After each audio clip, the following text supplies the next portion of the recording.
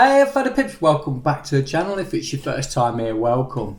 Have you seen the weather here in the UK just lately? It is minging, it's crazy. So what I've decided to do is have a look back over some of my old images that I took years ago. You know, since the launch of Luminar 4, I feel that it's maybe given some new life to old images. So I found this one, that it's an image that I have used before and I absolutely adore this image. Now it's way back. I tell you, we'll have a look at some of the information on this.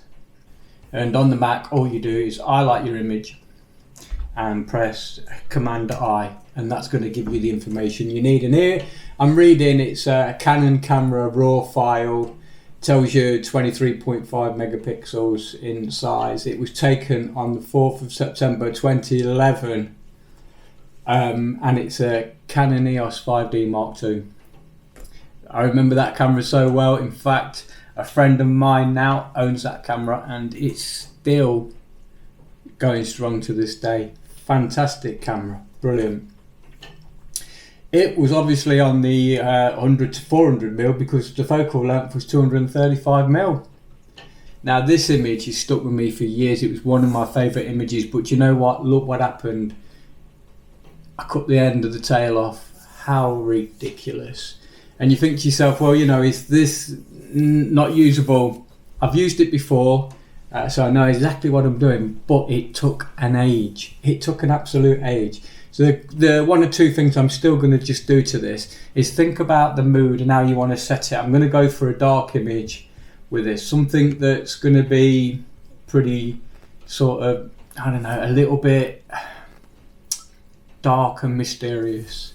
I just need to straighten the plane up, so I'm just going to look for something that's pretty symmetrical here, and I'm just going to go for the Bombay doors.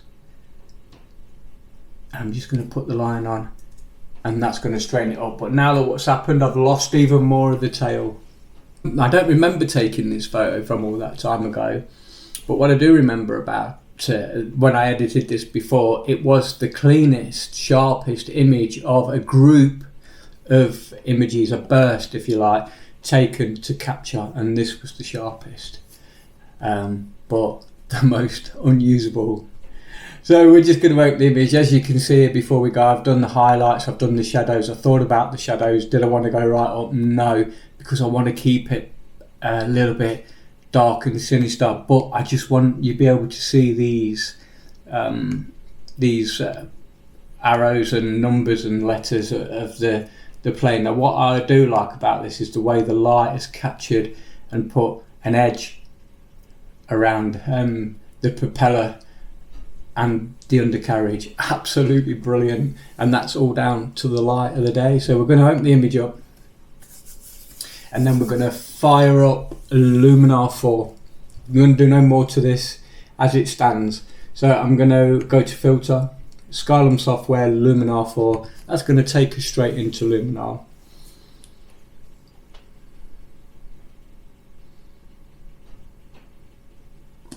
So here we are now in Luminar, and I just want to change the sky. It's basically all I really want to do. So we're going to click on the creative palette and we're going to go to AI sky replacement, select a sky and shoot straight down to where you're going to load your custom skies. Now this is where my skies are. Now a quick tip, you have to either have your import of the sky, either has to be a TIFF or a JPEG. A raw file does not go into Luminar 4 as a sky replacement, but as you can see here, I've got two of the same skies, one that I've already converted to JPEG and then the original Fuji RAW file just there. So we'll click on that. We can either double click or click once and press open, or click once and press the enter key and it'll open.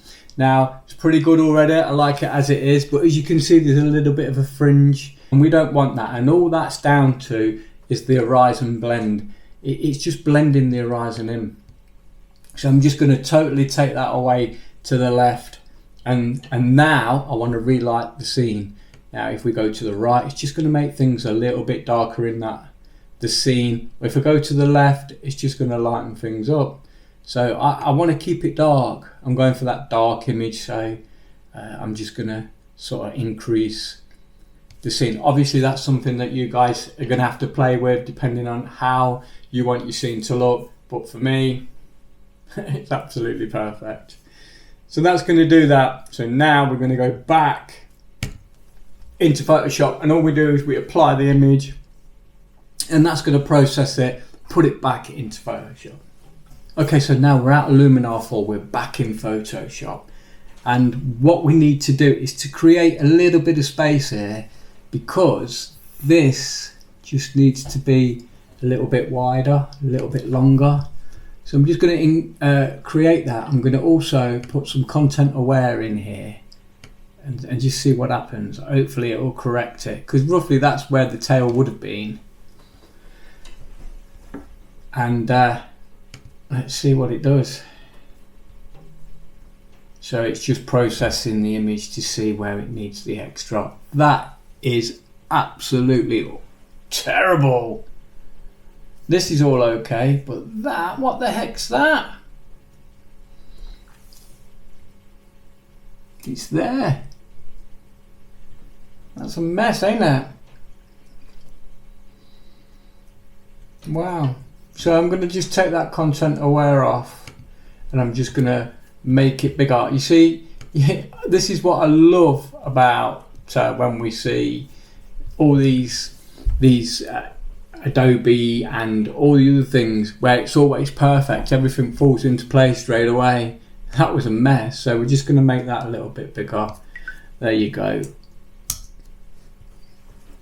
But obviously now we've got a problem, and we're going to need to replace this section. So what I'm going to do is take this RAW file, I'm going to open it back up. I'm just going to flip this, because we don't want it mirroring it, it'll just look a mess.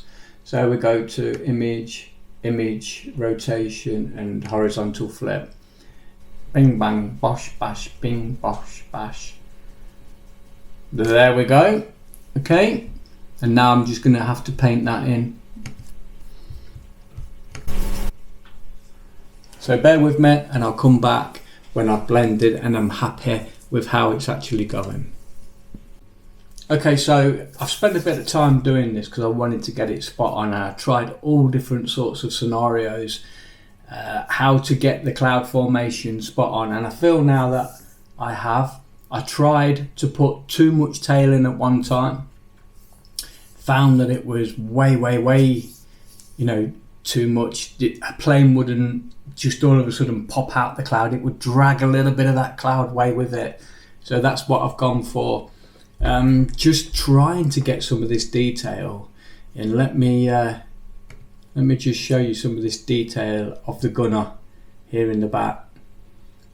So where are we now? We're at 700%, 1,000, over 1,000% now, and just getting this gunner is amazing. But this is the power of the Mac. I've said it before and I'll say it again. So let me just show you what you can do. You can just get a brush, you can, and literally just put in, this is just going to be so over the top, please take no notice because it won't be on the picture, but look, and that's just going to give you that pure detail. It's absolutely crazy. I'm going to do it on a blank layer just to show you the sort of things that you can do and how far you can take it. So look at that. Now that is giving you much detail, and you can just take that detail down, and you could basically go all the way over that, just doing things like that, and that looks, it looks fantastic. It really does. But that's before and after, so this is only at 35%, and it just gives you that fine bit of detail if you want it. But once again, the power of the Mac. I just love the Mac.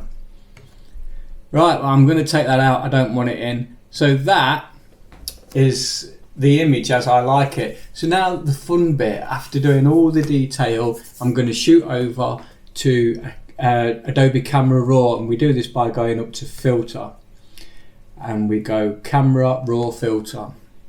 This is going to open it in Adobe Camera Raw, basically the same program that I used when I first opened the image. We've gone back there. And a couple of questions that I get is, how do I use my filters and things like that. So if you go to Color Profile in Adobe Camera Raw and click on these 4 little boxes, and these are where you get to play with black and whites, artistic filters and things like that. I like the vintage stuff. I really like the way it works. Just go through them, hover over them and use the density. You can put in as much as you want. You see vintage 6 for me, again really nice. That always keeps popping up, and so does 7. There's 7. It's just got that blue tint to it, giving it a really old picture look. And if you want to come off and see what the original one is, just pull off the filter, back on, off. So that's the original, and that's the one with the profile on. That is number 7 vintage. There's 8, giving it a lovely pink effect. I really like that, because that's made them clouds pop, and it just gives it that touch of vintage class. Very pastel, these ones at the bottom here. Very pastel. I do really like them. It's just finding which one. You see 10's nice as well, but I think 8 seems to be doing it for me. So I'm just going to click on 8. In fact, yeah, I'm just going to click on 8. So there we go. So we've clicked on 8. Now if we go up to the top slider here, look where it says vintage 8, just put as much in or as less in as you want. So there's none. There it is at 100%, disgusting. But you know, probably around about 50%. That sounds. Just make sure you have a good look. Close that. Then we can put a little bit of clarity in. That's going to make it look a bit bolder. Wow, I absolutely love it.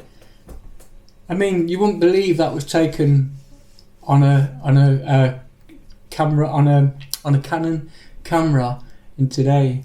You know, it's just, it looks so authentic. Maybe even like a painting. Quite a stunning picture. And then of course we can go back into that profile, and this will add to it. We can go to a black and white, we can go really dark. Look at that, absolutely stunning. So your black and whites are all in there, and it's literally one click. See, I like 6, that's good. And then as you go down towards the bottom of the profiles, there's all sorts. I like 9. 9's pretty good. 11, I think 11's perfect for that. Absolutely perfect. 12. So I've just accidentally clicked on that one. So I've just Command Z that. But yeah, so that's it. You tell me what you think works. I mean, the black and whites look great. Also, if you're not a user of Adobe Camera Raw, use it. It's brilliant. If you use Lightroom, it's exactly the same. It's all the sliders and things like that. There's a lot in there. You've got your sharpening, you've got your softening, you've got everything. You've got your look, a little bit of a vignette. Let's put a big feather in there. There, look, that just frames it nicely. For this image, I don't think a vignette really works. We don't need it. It was dark enough in the corners. So all you do is point back onto there and then double click, and it's going to take you back to 0. Saves a lot of messing about. So next month is March, and the photography show is once again at the Birmingham NEC. I will be there, and so will Skylum, showing off Luminar 4, giving demonstrations. So if you've not purchased a Luminar 4 yet, don't. Come along and have a look, see what you think. It's only a month away. You know, I know you're itching to get hold of some of these things, but be patient, wait. I'm waiting for no end of stuff, so when I get to the show I can buy it and hopefully get a well-deserved discount for the show. You know, that's why we go to these things. Get a demonstration, get a show. It's the same with Luminar. If I'm about and you see me, give me a shout and I'll take you over to the stand and we'll go over one or two things, because they've asked influencers like me to give demonstrations and things like that. So they're very open, very welcome. And if I can't give you the demonstration, there'll be somebody there that will be able to demonstrate. But I'm pretty sure if I want to get on a computer and have a play, they'll let me. So come along, have a chat, let's talk photography. And with that said and done, there's one thing left to do, and that's get out and shoot, guys. You know you want to. Cheers. See you soon.